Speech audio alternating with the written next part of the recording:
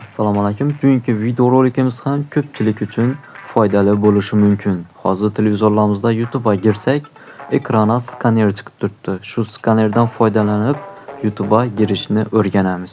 Buning ikkita yo'li bor. Birinchi yo'li shu ekranda chiqib turgan skaner orqali. Ikkinchi yo'li pult orqali Gmail akkaunt kiritish. Hozir ikkita yo'lni ham ko'rib chiqamiz.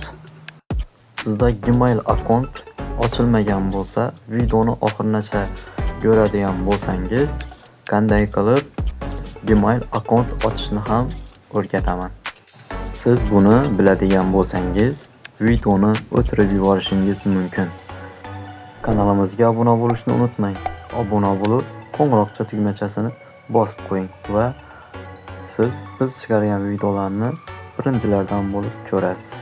Demak, boshladik. Bizga albatta telefonimiz kerak bo'ladi. Telefonimizni olib tepasini tortgan paytimiz shu kodni skaner qiladigan chiqadi.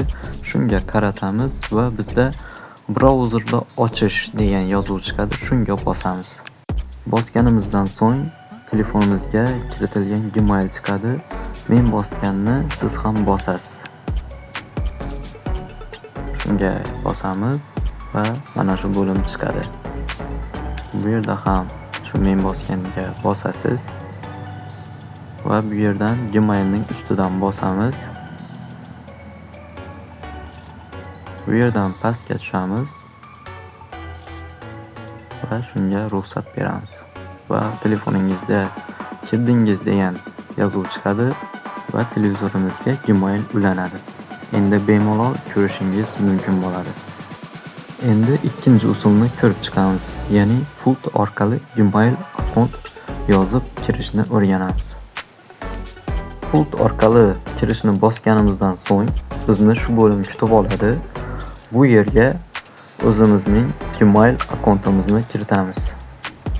Hozir men kiritib videoni davom ettiraman. Gmail va parolni yozganimizdan so'ng davom etishga bosamiz.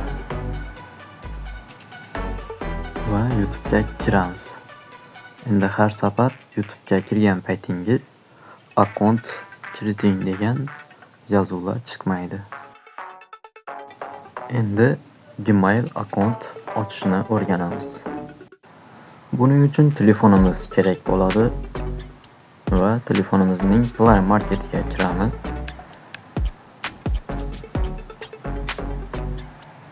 YT degan yozuvga bosamiz. Shu men bosganga siz ham bosib borasiz va telefoningizga kiritilgan parolni kiritasiz. Va bizni shu bo'lim kutib oladi. Shu yerga bosamiz va bu yerdan birlanchiga kiramiz. Imya va familiya. Shu yerga ismingizni yozasiz. Familiya degan joyiga yozsangiz ham bo'ladi, yozmasangiz ham bo'ladi. Men tashab ketaman. Bu yerdan yoshingizni, tug'ilgan oyingizni, yilingizni kiritib ketasiz. Men taxminan yozib ketaman.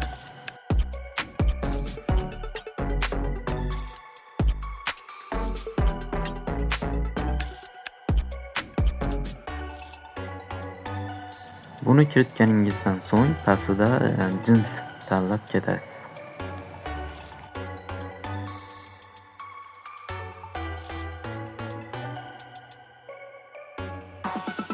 Kiritib bo'lgach davom etishga bosamiz.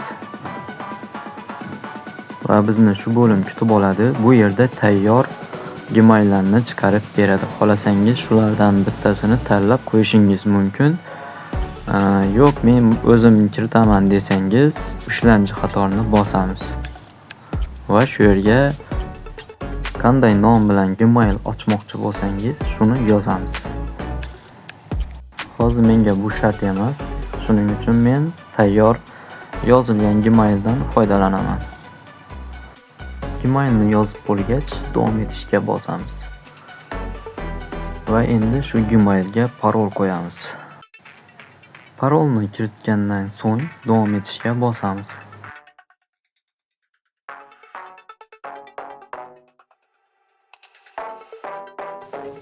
Bu yerda ham davom etishni bosamiz.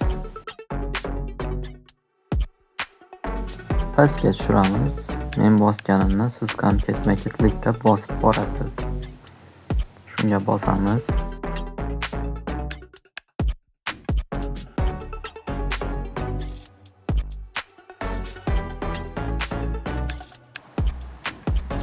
Bu yerda ham shu men bosganni bosasiz va shuni bosamiz. Gmail akkaunt ham ochib oldik. Endi bemalol shu Gmail akkauntni televizoringizga ham kiritib foydalansangiz bo'ladi.